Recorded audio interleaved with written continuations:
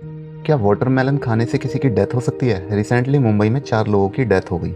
Report के according उन लोगों ने नाइट में बिरयानी खाई थी, फिर वाटरमेलन को कंज्यूम किया, फिर बाद में मॉर्निंग में उनको वॉमिटिंग और लूज मोशन की प्रॉब्लम हुई। उसके बाद उनको हॉस्पिटल में भर्ती किया गया, लेकिन वहीं पर उनकी डेथ हो गई। अब बिरयानी और वाटरमेलन का कोई डायरेक्ट कनेक्शन है जिसको हम अगर साथ खाते हैं तो उसकी वजह से डेथ हो सकती है? नहीं, ऐसा बिल्कुल भी नहीं है। वाटरमेलन और बिरयानी का ऐसा कोई कोरिलेशन नहीं है जिसकी वजह से दोनों को साथ खाने से हमारी डेथ हो सकती है। फिर इसके पीछे क्या रीज़न रहा होगा? क्योंकि अभी मेडिकल रिपोर्ट नहीं आई है तो कोई भी डायरेक्टली कंक्लूजन हम नहीं निकाल सकते, लेकिन इसके पीछे क्या क्या रीज़न हो सकते हैं हम उनको देख सकते हैं। सबसे पहला जो रीज़न है वो है फूड पॉइजनिंग।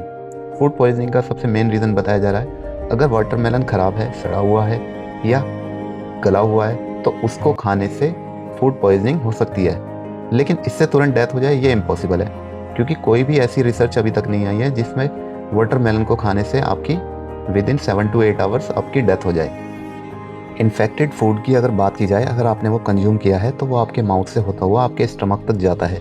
स्टमक में आपके काफ़ी एसिडिक एनवायरनमेंट होता है जहाँ पर मोस्टली आपके बैक्टीरिया और वायरस वहीं पे डिस्ट्रॉय हो जाते हैं, लेकिन कुछ बैक्टीरिया और वायरस आपके स्टमक के एसिड को भी सर्वाइव कर जाते हैं और वो स्मॉल इंटेस्टाइन में पहुंच जाते हैं। स्मॉल इंटेस्टाइन में पहुंचने के बाद जो भी न्यूट्रिएंट आपके खाने में होते हैं वो गट लाइनिंग के थ्रू आपके ब्लड स्ट्रीम में चले जाते हैं, और उसी के साथ साथ अगर फूड में कोई इन्फेक्टेड बैक्टीरिया है, वायरस है, तो वो टॉक्सिन भी आपके ब्लड स्ट्रीम में चले जाते हैं, जिसकी वजह से वो आपके बॉडी के अदर ऑर्गन में पहुंच जाते हैं, जैसे कि ब्रेन, किडनी, हार्ट, और वहाँ पर जाकर वो डैमेज करते हैं।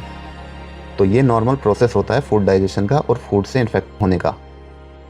अगर पर्सन हेल्दी है तो फूड पॉइजनिंग से बॉडी खुद को ठीक करने के लिए काफ़ी ज़्यादा मेहनत करती है, और जब भी आपकी बॉडी टॉक्सिन से लड़ती है तो उसके आपको डिफरेंट सिम्टम दिखाई देते हैं, जैसे कि वॉमिट आ सकती है, आपको लूज मोशन लग सकते हैं। वॉमिट और लूज मोशन की हेल्प से बॉडी अपने आप को क्लीन करती है, और कभी भी फूड पॉइजनिंग से आपकी डेथ हो जाए ये काफ़ी मुश्किल लगता है, लेकिन जो रिसेंट इंसिडेंट हुई है उसमें 7 to 8 आवर्स के बीच में ही डेथ हो गई है चारों पर्सन की। थर्ड हम देखते हैं कि बैक्टीरियल इन्फेक्शन। अगर वाटरमेलन या कोई दूसरा फ्रूट या कोई फूड अगर बैक्टीरियल इन्फेक्शन से इन्फेक्टेड है, जैसे कि साल्मोनेला, इकोलाई और लिस्टीरिया जैसे बैक्टीरिया, तो आपकी डेथ होने के चांसेस हो सकते हैं रेयर केसेस में। लेकिन ये बैक्टीरिया वाटरमेलन में ही नहीं, आपके फूड में या फ्रूट्स में भी हो सकते हैं। फोर्थ जो है वो केमिकल और पेस्टिसाइड कॉन्टामिनेशन। केमिकल या पेस्टिसाइड का इन्फेक्शन कभी कभी कच्चे फ्रूट्स को जल्दी पकाने के लिए किया जाता है, जिसमें कि कैल्शियम कार्बाइड का मोस्टली यूज़ किया जाता है, लेकिन हमारी जो food safety and standard authority है उसने कैल्शियम कार्बाइड के यूज़ को कम्प्लीटली प्रोहिबिट किया हुआ है। दूसरा जो पेस्टिसाइड है, जैसे एल्डिकार्ब जैसे पावरफुल इंसेक्टिसाइड जो कि पेस्टिसाइड के रूप में यूज़ होते हैं, वो एक्सट्रीमली पॉइजनस होते हैं।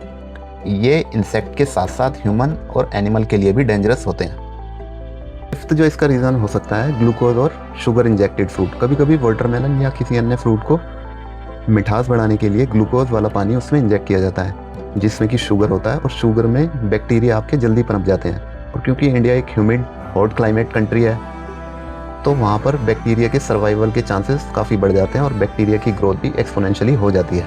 अब हम देखते हैं कि फूड पॉइजनिंग के क्या क्या सिम्टम हो सकते हैं। सबसे पहला है स्टोमक पेन होना, सेकंड जो है वॉमिटिंग, उल्टी होना, लूज मोशन होना, तीसरा है नोजिया होना, फीवर होना, और आपको वीकनेस भी हो सकती है, टायर्डनेस, थकान भी हो सकती है, आपके सिर में हेडेक हो सकता है, मसल में पेन हो सकता है, और सेवन जो रीज़न है वो है डिहाइड्रेशन, जिसमें पानी के साथ साथ आपका इलेक्ट्रोलाइट इम्बैलेंस भी हो सकता है। अब ये इंसिडेंट होने के बाद जो सबसे मेन क्वेश्चन होता है वो ये आ रहा है कि वाटरमेलन खाना क्या डेंजरस है?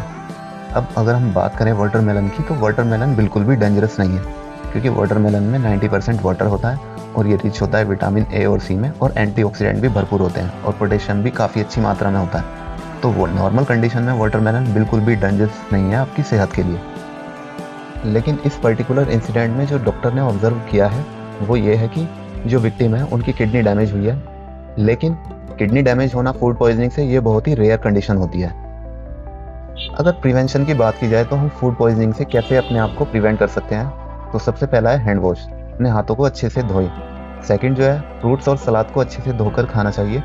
थर्ड जो है फूड और नॉनवेज सोर्सेज को अच्छे से पकाकर खाएं, क्योंकि कच्चा मीट, कच्चा मांस जो होता है उसमें बैक्टीरियल के ओवरग्रोथ होने के चांसेस काफ़ी ज़्यादा होते हैं। फोर्थ जो है स्टेल फूड, बासी खाना को आपको अवॉइड करना है कम्प्लीटली। ख़राब या सड़ा हुआ फ्रूट को अवॉइड करना है आपको, क्योंकि ख़राब या सड़ा हुआ फ्रूट को खाने से ज़्यादातर आपके फूड पॉइजनिंग के केसेस बनता है। समर में स्पेशली आप बाहर का फूड और वाटर दोनों को अवॉइड करें, क्योंकि समर में फूड पॉइजनिंग के चांसेस ज़्यादा होते हैं। 7th जो है वो है आप अपनी बॉडी को कम्प्लीटली हाइड्रेटेड रखें, टाइम टाइम पे पानी पीते रहें और ज़रूरत पड़ने पर ORS रिच वाटर भी पी सकते हैं इलेक्ट्रोलाइट को बैलेंस करने के लिए। और इसी के साथ साथ नींबू पानी और जो कि कोकोनट वाटर होता है, नारियल पानी भी पी सकते हैं। तो ये सब मेथड से आप अपने आप को फूड पॉइजनिंग से अवॉइड कर सकते हैं। Thank you.